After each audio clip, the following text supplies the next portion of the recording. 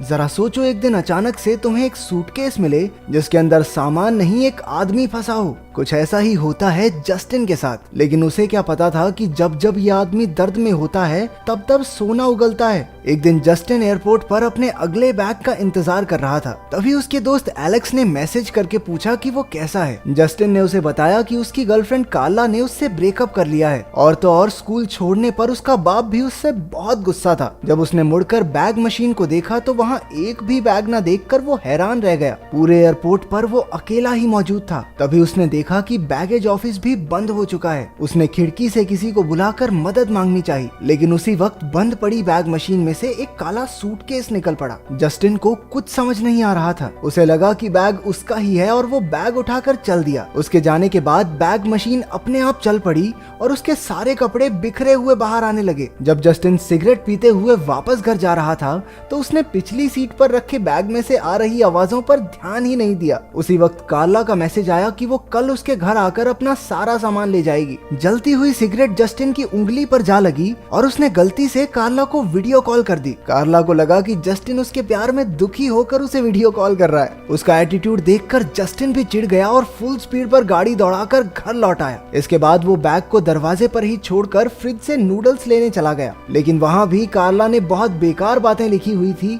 जिस वजह से जस्टिन ने कुछ खाया ही नहीं। उसने अपने कमरे में जाकर कुछ सीडीज उठाई और एक और सिगरेट पीने लगा। कुछ देर बाद उसका वो सूटकेस धीरे धीरे उसकी ओर बढ़ने लगा। उसमें से किसी आदमी की आवाजें आ रही थी, जिसे सुनकर जस्टिन के होश उड़ गए। फिर उसे लगा कि शायद उसका दोस्त एलेक्स उसके साथ मजाक कर रहा है, इसलिए उसने एलेक्स को आवाज भी लगाई, लेकिन सूटकेस वाले आदमी ने कहा कि एलेक्स तो यहाँ है ही नहीं। हैरान होकर जस्टिन धीरे से सूटकेस खोलने लगा, लेकिन अचानक फिर से आवाजें आने लगी। उसने बैग जमीन पर रखकर जल्दी से खोल दिया। बैग में किसी ने एक आदमी को बहुत बुरी तरह से ठूस रखा था। उस आदमी ने बड़ी मुश्किल से जस्टिन को उसका सर बाहर निकालने को कहा। डरा हुआ जस्टिन एक बेसबॉल बैट लेकर उसकी ओर बढ़ने लगा। वो आदमी उसकी मिन्नतें करने लगा कि प्लीज मुझे मारना मत, प्लीज। उसने कहा कि उसने कोई बहुत बुरा काम किया था जिस वजह से वो यहाँ फंस चुका है। जस्टिन ने कहा कि वो उसे हॉस्पिटल ले जाएगा, लेकिन उस आदमी ने बड़ी निराश आवाज में जवाब दिया कि हॉस्पिटल वाले भी उसकी कोई मदद नहीं कर सकते। वो दर्द में करहा रहा था, इसलिए जस्टिन फटाफट बैग बंद करके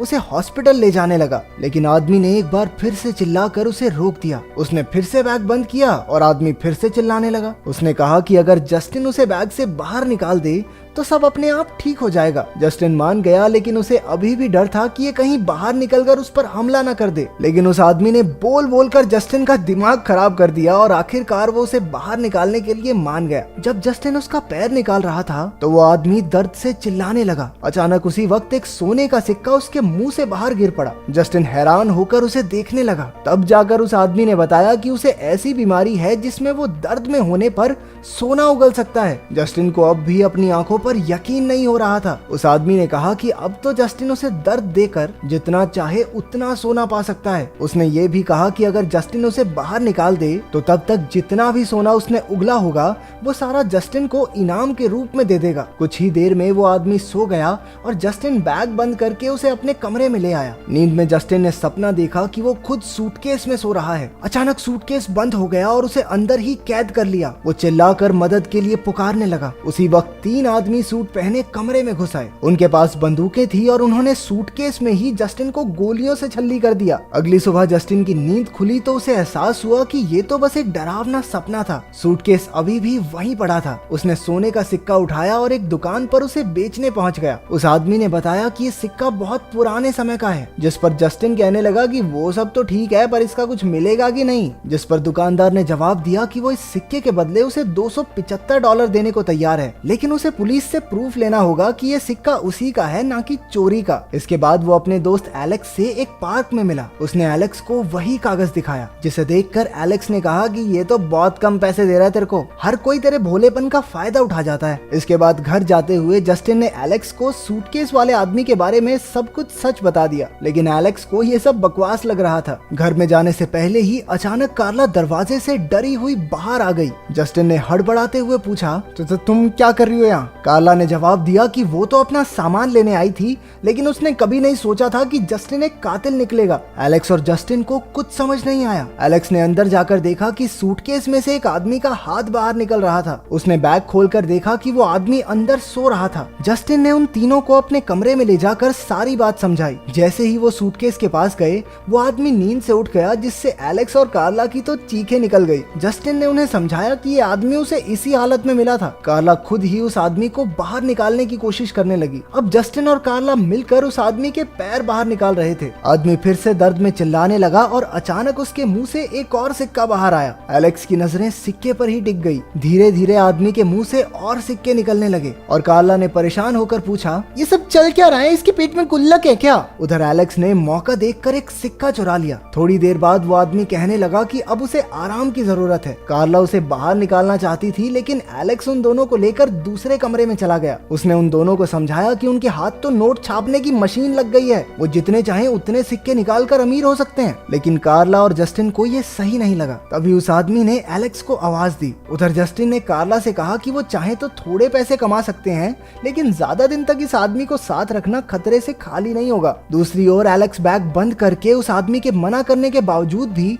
उसे खींचकर कमरे से बाहर ले जाने लगा। इससे पहले कि जस्टिन और कार्ला कुछ कहते, एलेक्स ने सूटकेस को सीढ़ियों से धक्का दे दिया। उसके नीचे गिरते ही हजारों सोने के सिक्के जमीन पर बिखर गए। उन तीनों का मुंह खुला का खुला रह गया और एलेक्स ने कहा कि अब वो इस आदमी को कहीं नहीं जाने देगा। एलेक्स भी लालच में आकर कहने लगा कि हमेशा के लिए तो नहीं, लेकिन 48 घंटे तक तो इस आदमी को रख ही सकते हैं। इसके बाद तीनों ने अलग अलग तरीकों से उस आदमी को टॉर्चर करके उससे सोना उगलवाना शुरू किया। अगले दिन उन्होंने उस पैसे से खूब अय्याशी की और महंगी महंगी चीजें खरीदी। शाम के समय हमें पता चला कि कार्ला और एलेक्स का तो चक्कर चल रहा था। बेचारे जस्टिन का तो दोस्त भी सांप निकला। जैसे ही उन्हें जस्टिन के आने की आवाज सुनाई दी, एलेक्स फटाफट अपने कमरे में चला गया और कार्ला ने सारे सिक्के हटा दिए। रात को तीनों ने मिलकर उस आदमी के सूटकेस से एक डिवाइस जोड़ दिया जो उसे लगातार बिजली के जोरदार झटके दे रहा था। अब आदमी के मुंह से लगातार सोना निकल रहा था। उस आदमी को दर्द से करहाता देख जस्टिन ने तरस खाकर मशीन बंद कर दी। उसने बाकियों से कहा कि कोई भी आदमी इतनी ज्यादा बिजली सहन नहीं कर सकता और अगर ये मर गया ना तो ले लेना मजे। उधर कार्ला तो सिक्कों से खून साफ करने में बिजी थी। उसने जस्टिन की बात पर ध्यान नहीं दिया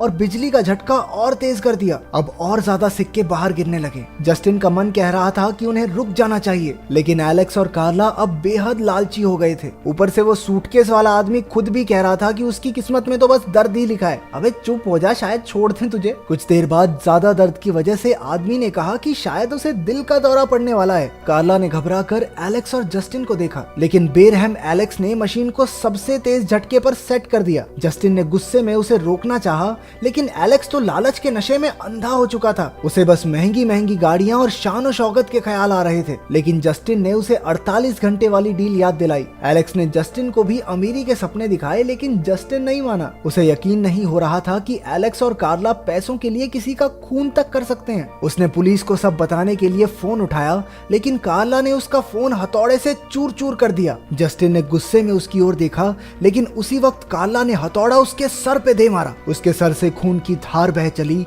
और वो लड़खड़ाते हुए कमरे से बाहर निकल गया। कार्ला भी उसे जान से मारने के लिए उसके पीछे भागी, लेकिन जस्टिन सीढ़ियों से नीचे जा गिरा और बेहोश हो गया। एलेक्स ये सब देखकर हक्का बक्का रह गया। उन्हें समझ ही नहीं आ रहा था कि अब उन्हें क्या करना चाहिए। एलेक्स ने कहा कि उन्हें शहर छोड़कर भाग जाना चाहिए, लेकिन पीछे से आदमी की आवाज आई कि वो भागकर कहीं नहीं जा सकते। एलेक्स ने उसे अपना मुंह बंद रखने को कहा और एक आखिरी बार सोना इकट्ठा करने का फैसला किया। बिजली का झटका देने से पहले वो आदमी जोर जोर से हंसने लगा। अचानक उस आदमी की आंखें एकदम पीले रंग की हो गई और वो एलेक्स और कार्ला को मिलने वाली सजा के बारे में सोचकर हंसने लगा। फिर भी उन्होंने मशीन का बटन ऑन कर दिया। अचानक तेज हवा का झोंका आया और वो पीछे गिर गए। आदमी के आसपास बहुत सारा धुआं हो गया। अब वो आदमी एक विशाल राक्षस में बदल चुका था। एलेक्स और कार्ला डर के मारे चिल्लाने लगे और न जाने कहां से 2 सूटकेस नीचे आ गिरे। राक्षस ने अपनी जहरीली हंसी हंसते हुए दोनों को सूटकेस में कैद कर दिया। कुछ देर बाद जस्टिन की आंख खुली तो वो हॉस्पिटल में था। उसके पास एक कागज पड़ा था जिसमें सूटकेस वाले आदमी ने लिखा था